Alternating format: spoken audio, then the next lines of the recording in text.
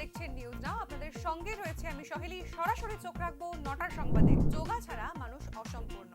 যোগা শুধুমাত্র একটি ব্যায়ামই না, নিজেকে জানতেও যোগার প্রয়োজন, এমনটাই মনে করেন মুখ্যমন্ত্রী মানিক সাহা। বৃহস্পতিবার 67তম জাতীয় স্কুল গেম উদ্বোধনী অনুষ্ঠানে যোগার গুরুত্ব তুলে ধরলেন তিনি। আগরতলা এনআরসিসিতে শুরু হলো 67তম জাতীয় স্কুল গেম। এবছর এই জাতীয় ক্রীড়া আসরটির আয়োজনের সুযোগ পেয়েছে ত্রিপুরা। এই জাতীয় ক্রীড়া আসরের উদ্বোধনী অনুষ্ঠানের বক্তব্যে যোগার গুরুত্ব তুলে ধরেন মুখ্যমন্ত্রী। তিনি বলেন, আমাদের মন, শরীর, আত্মা এইসবকে এক করে যোগা। আমাদের নিজেকে নিজে জানতে হবে, তা না হলে আমরা আমাদের সমাজকে সম্পূর্ণটা দিতে পারবো না। 5 দিন ব্যাপী এই 67তম জাতীয় স্কুল গেম প্রতিযোগিতা চলবে 27 নভেম্বর পর্যন্ত। সারা দেশ থেকে 18টি রাজ্য ও 3টি কেন্দ্রশাসিত অঞ্চল থেকে 351 জন প্রতিযোগী এই ক্রীড়া আসরে অংশ নিচ্ছে। রাজ্যে প্রথমবারের মতো অনুষ্ঠিত হচ্ছে এই ধরনের জাতীয় ক্রীড়া প্রতিযোগিতা। That means without yoga, a person cannot be a complete person. We have body, we have mind, we have intellect, we have soul. So the yoga unites all. That is called yoga. Who am I? Who are you? You can recognize by doing yoga. This is not merely an exercise. You have to recognize yourself. We always know underneath that lightning candle there is dark. But that candle gives light to the other areas. So until and unless we recognize ourselves, we cannot give our best to the society and the needy person. So we have to know ourselves.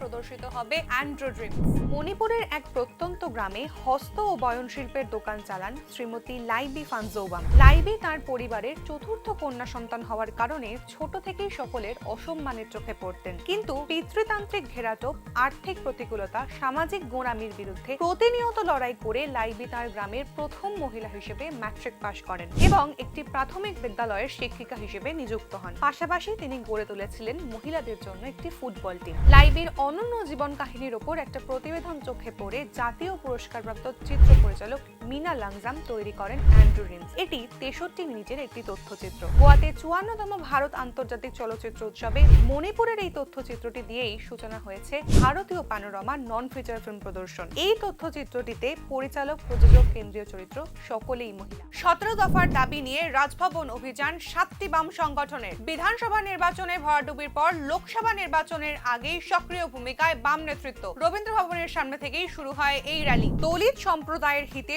17 দফা দাবি নিয়ে বৃহস্পতিবার রাজভবন অভিযান করে 7টি বাম সংগঠন। ত্রিপুরা তফসিলি জাতি সমন্বয় সমিতি ও ত্রিপুরা ক্ষেতমজুর ইউনিয়ন সহ ভারতীয় ক্ষেতমজুর ইউনিয়ন, ত্রিপুরা রাজ্য মৎস্যজীবী ইউনিয়ন, ত্রিপুরা সভা সুন্দর ইউনিয়ন সমিতি, ত্রিপুরা চর্মশিল্পী সমিতি ও ত্রিপুরা হরিজন উন্নয়ন সমিতির কয়েক হাজার মানুষ উপস্থিত ছিলেন এদিন। বিধানসভা নির্বাচনের পর এই প্রথম বড় আকারে জনসমাবেশ বামেদের। রেগার কাজের সময় ও বেতন বৃদ্ধি, দলিতদের সমান অধিকার, অযোগ্যদের তফসিলি সুবিধা বাতিল, তফসিলি এলাকা উন্নয়ন এবং 100 ইউনিট বিদ্যুৎ বিনামূল্যে দেওয়ার দাবি সহ 17টি দাবি তোলেন তারা। দাবি সমেত একটি পিটিশন জমা করা হয় রাজভবনে। উত্তর পূর্বাঞ্চলের সেনা শিবিরে গ্রেনেড হামলা, ধৃত 2 দুষ্কৃতী। বৃহস্পতিবার সকালে আসামের তিনসুকিয়ায় সেনা ক্যাম্পের মূল প্রবেশদ্বারের সামনে গ্রেনেড ছোঁড়ে মোটরবাইক আরোহী 2 যুবক। পালানোর চেষ্টা করলেও সেনাদের হাতে ধরা পড়ে যায় ওই 2 দুষ্কৃতী। তাদের পুলিশের হাতে তুলে দেওয়া হয়েছে। প্রাথমিকভাবে জানা যাচ্ছে সেনা শিবিরের ভিতরে গ্রেনেডটি ছোঁড়ার চেষ্টা করেছিলেন অভিযুক্তরা, কিন্তু লক্ষ্যভ্রষ্ট হয়ে প্রবেশদ্বারের সামনে পড়েই ফেটে যায় গ্রেনেডটি। ঘটনায় কোনো হতাহতের খবর পাওয়া যায়নি। প্রসঙ্গত উল্লেখ্য, গত অক্টোবর মাসের 1 তারিখ থেকেই তিনসুকিয়া সহ আরো 3টি জেলায় সশস্ত্র বাহিনীর বিশেষ ক্ষমতা আইন আফসার মেয়াদ বৃদ্ধি করেছে বিজেপি সরকার। এর ফলে জঙ্গি সংগঠন আলফার পরেশ বড়ুয়া গোষ্ঠী প্রতিবাদী হামলা চালাতে পারে বলে কিছুদিন আগেই আশঙ্কা প্রকাশ করা হয়েছিল একটি গোয়েন্দা রিপোর্টে। বৃহস্পতিবার সকালের ঘটনা বড় কোনো হামলার ইঙ্গিত দিচ্ছে কিনা সে বিষয়ে আশঙ্কা প্রকাশ করেছেন সেনা আধিকারিকরা। বেহাল অবস্থা রাজ্যের বিভিন্ন গ্রামীণ সড়কের, যার জেরে অতিষ্ঠ জনজীবন, আম জনতার ভোগান্তিতে নির্বিকার প্রশাসন। ডাবল ইঞ্জিন সরকারের প্রতিশ্রুতি ছিল সবকা সাথ সবকা বিকাশ, অথচ একাধিক গ্রামে বেহাল হয়ে পড়ে আছে রাস্তা। বিশালগড় সমষ্টি উন্নয়ন ব্লকের অধীনে চন্দ্রনগর পঞ্চায়েতের 1 নম্বর ওয়ার্ডের প্রধান রাস্তার অবস্থা অত্যন্ত হতাশাজনক। রাস্তার একাধিক জায়গা ভাঙাচোরা হয়ে পড়ে আছে, মরণ ফাঁদে পরিণত হয়ে রয়েছে বক্স কালভার্ট। দুর্ঘটনা ঘটছে প্রতিনিয়ত। বুধবার সকালে দুর্ঘটনার কবলে পড়ে বালি বোঝাই দুটি গাড়ি, প্রাণে বাঁচেন চালক। অনেক দিন ধরে এটা ভাঙা আছে, আমরা এই বাচ্চা স্কুলে যেতে পারে না, ভয় পায়, গাড়ি একটু হসপিটালে কাজ লাগলে একটা গাড়ি যেতে পারে না। আজকে একটা গাড়ি ফাইসে গেছে, এরম তো অনেক হইতেছে গাড়ির বীজটা। যদি সরকারের যদি একটু মনে চায় একটু ভালো করে যদি এই বীজটা করে দেয়, আমরা জনসাধারণের লেগে অনেক ভালো হইব। আপনাদের এই এলাকার নামটা কি? নদী লাগ। আজকে কত বছর যাবত এই অবস্থা, রাস্তা খারাপ? রাস্তাটা তো এটা তো একটু অনেকদিন ধরে খারাপই আসলো, তার যা 4-5 মাস হবে এটা ভেঙেছি। আপনারা এখন কি চান? আমরা চাই সরকারের কাছে এটা যেমন রাস্তাটা ফুলটা যেমন ঠিক করে দেয়। আপনার ওই এলাকায় কেমন লোকের বসবাস? 120 ফ্যামিলি আছে।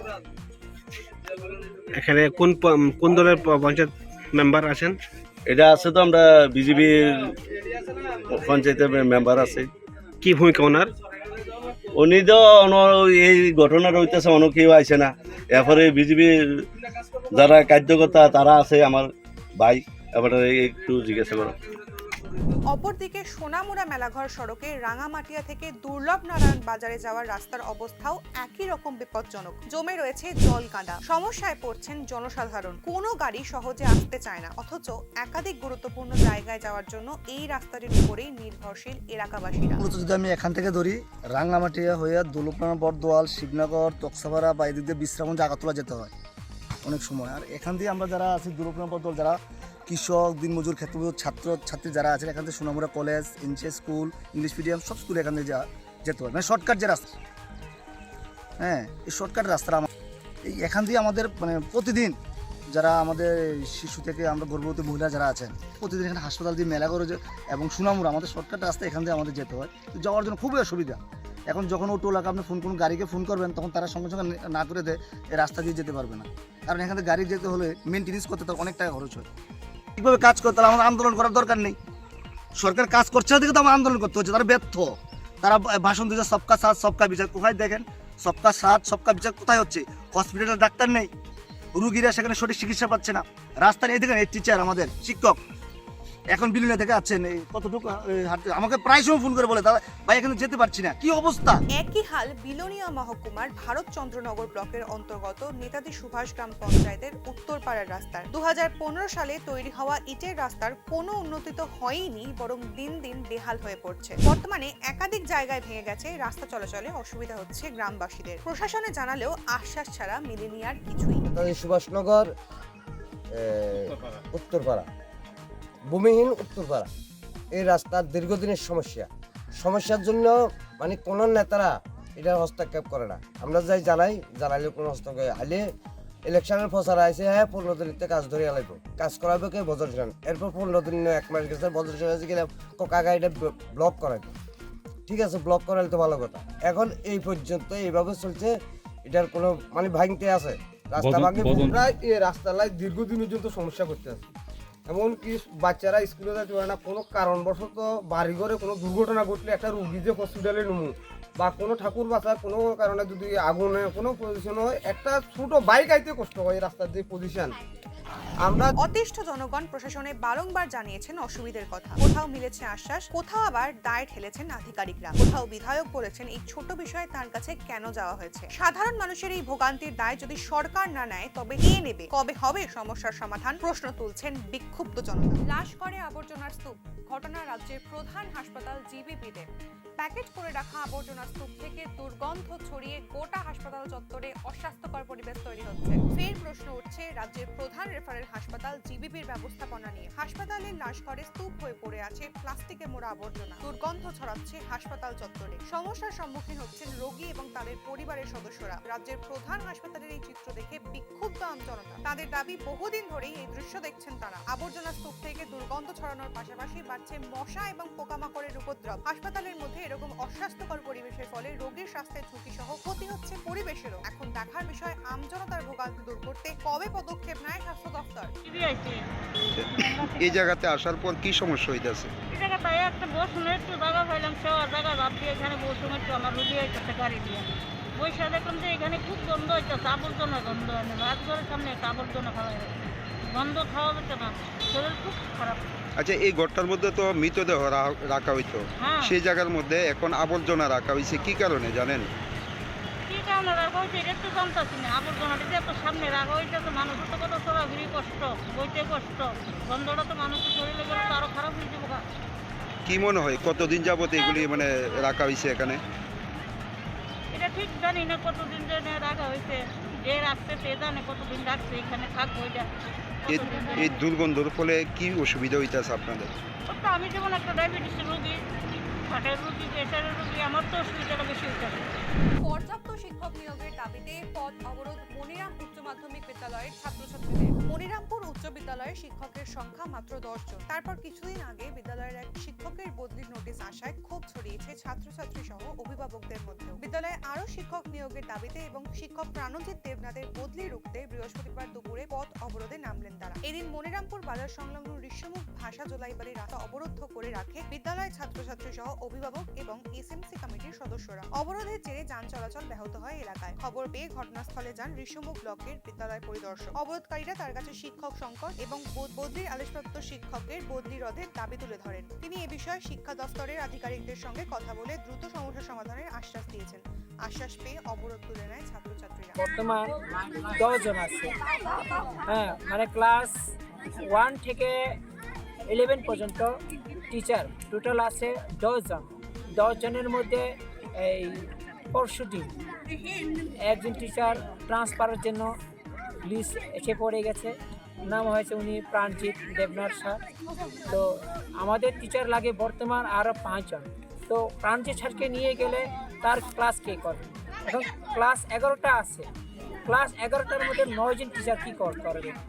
এর মধ্যেও আছে একজন ছুটিতে আছে, অনেক সময় আর টিচারও আছে, অনেক সময় ট্রেনিংকে আছে। সবসময় তো 10 জন তো আসতে পারে নাই, অনেক সময় 8 জন 7 জন এইভাবে মানে দুই বাতে চলছে। এই কারণে আমি রিকোয়েস্ট করব মাননীয় শিক্ষামন্ত্রীর কাছে আর ডাইরেক্টর স্যারের কাছে আমি প্রার্থনা করব। তো তাতে বাচ্চাদের লাইব্রেরি কী হবে?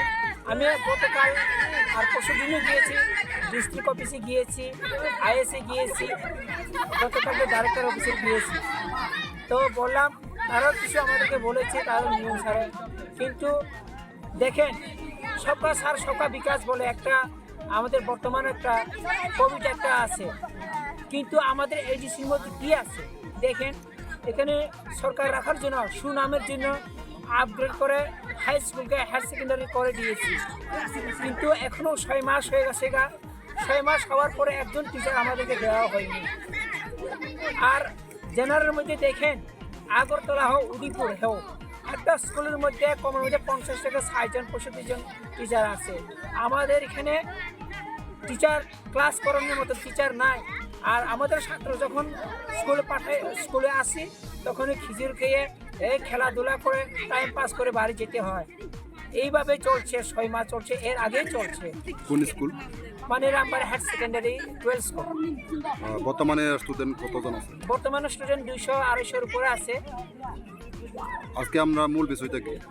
মূল এজেন্ডা হলো আজকের প্রাণজিৎ স্যারকে আমরা স্টে করে যাতে রাখতে হইব। আমরা এখান থেকে তাকে ট্রান্সফার করা যাবে না। আমাদের ছাত্র এসএমসি কমিটি আর আমাদের পাড়ার যে অভিভাবক, ছাত্রছাত্রী অভিভাবক, তারা প্রাণজিৎ স্যারকে যেতে দেব না।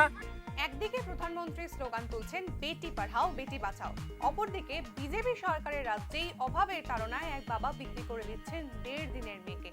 ঘটনা মুঙ্গিয়াগামী আরডি ব্লকের অন্তর্গত বংশীপাড়ায়। তেলিয়ামুড়া মুঙ্গিয়াগামী আরডি ব্লকের হলুদিয়া এডিসি কলেজের অন্তর্গত বংশীপাড়ার বাসিন্দা অনিক দেববর্মা আর্থিক অনটনে ভুগছেন দীর্ঘদিন ধরে। অভাব এতটাই চরমে পৌঁছেছে যে 30,000 টাকার বিনিময়ে মাত্র 1.5 দিনের মেয়েকে বিক্রি করে দিলেন তিনি। এই কাণ্ডের কথা জানতে পেরে সদ্যজাত কন্যাকে খুঁজে বেড়াচ্ছেন অসহায় মা। ঘটনাটি বিধায়ক তথা মন্ত্রী বিকাশ দেববর্মার নজরে আসতেই তদন্তের ব্যবস্থা করেন তিনি। চলছে শিশুটিকে খোঁজার কাজ। শিশু বিক্রির ঘটনা রাজ্যের নতুন নয়। রাজনীতিতে প্রায় এডিসি অঞ্চলের অনুন্নয়ন ও অনিয়মের কথা যেমন ধরা পড়ে, তেমনই প্রায় প্রশ্ন ওঠে রেগার কাজকে ঘিরে। মূলত যে সমস্ত প্রকল্প প্রকল্পগুলি আর্থিকভাবে পিছিয়ে পড়া মানুষদের সুবিধা দেওয়ার জন্য চালু করা হয়েছে সেগুলি সঠিক জায়গায় পৌঁছয় না বলেই অভিযোগ একাংশে। এইভাবে অভাবের তাড়নায় আর কত মায়ের কোল খালি হবে প্রশ্ন জনগণের। চেরাই তাবুর হও মানে বনগর হর অরদার হর খাইবা বজাগা আর ইয়া আবগায় ngosি বংশী পারা তো পুরো বংশী পারাউনো চেরাই হর আই হরন খরাউটা তালবো সিংখাও চেরাই আবো হগাই কমো তালহাসি গুলকায় খো তালহাস গায় খো ও থাই মংবারো বামানে nga তিনটা বার তিন তো বৃহস্পতিবার দিনে বুঝবা মঙ্গলবারকে বুধবার বৃহস্পতিবার শুক্রবার শনিবার রবিবার বদিন বা মংবারো বাউই কদিন পরে হকা no সাসা সালসান পরে হকা এটা খাইনে বা আও মান নয় মা সাইয়া বা তখন বুই নগো সিমা তখন মানে ন খাম পুnya ba বুই গাতি ন কিসমি সিসি তা বুই হে কথা তাখলাই সাঙ্গা পুয়া বা কথা বাইজা সিপু বুসুক চালা আর বাইবং পারা চালু চাল মা খাই হে প্রায় 2-3 মিটার সিঙ্গানা আতি ছাটা নেশা বিরোধী অভিযানে গিয়ে 2 লক্ষ টাকা হাতিয়ে নেওয়ার অভিযোগ উঠল এক বিএসএফ অফিসারের বিরুদ্ধে। তল্লাশির নামে রাষ্ট্রীয় সন্ত্রাস চালানোর পাশাপাশি শ্লীলতাহানির অভিযোগ উঠে এসেছে। কলমচৌড়া থানাধীন তেলোয়ারচর পঞ্চায়েত এলাকার বাসিন্দা লিটন মিয়ার বাড়িতে তল্লাশি চালায় বিএসএফ ও স্থানীয় পুলিশ। 201 বোতল ফেন্সিডিল, 300টি ইয়াবা ট্যাবলেট সহ বেশ কিছু পরিমাণ গাঁজা উদ্ধার হয়। তল্লাশি শেষে বাড়ির মালিক লিটন মিয়াকে থানায় নিয়ে এসে জিজ্ঞাসাবাদ করা হয় এবং তার বিরুদ্ধে এনডিপিএস মামলা দায়ের করা হয়। তবে এই ঘটনায় পাল্টা অভিযোগ উঠছে বিএসএফ আধিকারিকদের বিরুদ্ধে। লিটন মিয়ার স্ত্রী শিল্পী আক্তার অভিযোগ জানিয়েছেন যে পূর্ব পরিকল্পিতভাবে একজন বিএসএফ অফিসার কয়েকজন জওয়ানকে নিয়ে জোর করে তাদের বাড়িতে ঢুকে পড়েন। এরপর ঘরের সব জিনিসপত্র লণ্ডভণ্ড করে বাড়িতে থাকা নগদ প্রায় 2 লক্ষ টাকা লুট করেন। লুটপাটের পাশাপাশি বাড়ির মালিককে মারধর করার এবং তার স্ত্রীর শ্লীলতাহানির অভিযোগ উঠেছে ওই বিএসএফদের বিরুদ্ধে। অভিযুক্তরা কলমচৌড়া থানায় লিখিতভাবে অভিযোগ দায়ের করেছেন। পুলিশ চাইছে একটা পুলিশও টিয়া দোষ না কই না দিতে টিয়া নিতাম না আর এই সারা টিয়াটা ফাইয়া লগে লগে পকেট লই লইছে। আমি হাতেতে আনছি আইনে সেটা একটা ব্যাগ রাখছি, ব্যাগ রাখে মাটি ধরে কইছি ভাই আমার জিয়ার লাগি আপনি আমার ভাই আজ যদি আমার বোন নিতেন আপনি নিতেন পারলেন না টিয়াটা দেন। তারপরে না টিয়াটা আমার হাতে টানাটানি করে আবার পকেট লইছে। অন্ত স্যার একবারে এবার কই স্যার টিয়াটা দেন একবার দিছে না কিন্তু আপনার পকেটে 2 লাখ টিয়া। এটা আমি বহুত কষ্ট এই সেই স্যার তো আমি দেখছিও না কোনো সময়। কেনি সে টাকাটা দেখছেন কেমনে? এটা দেবর মা মণিপুরি জানি আছে এবার সবাই সার কইয়া আনছিল তোমাতে ডাক্তার আছে এই সারটা আনাইলে কোন এই অফিসারটি টিয়া দেখছে ধরছে না একটাও ধরছে না। আপনার ঘরে কি কি পাইছে? গরম মালপত্র পাইছে, টুকটাক অল্প কিছু পাইছে, কি তাই দিয়ে ফেন্সি আর স্কোপ 10টা এমন আসলো আর পরে এডি কন্টেন্ট এডি কইতারি না আমি আমার কাছে এর গরজ যেটি আসলো এডি আর কি স্বামীর নাম লিটন মিয়া। আজকের সংবাদ এই পর্যন্তই। পরবর্তী আপডেটস পেতে চোখ রাখুন নিউজ নামের পর্দায়।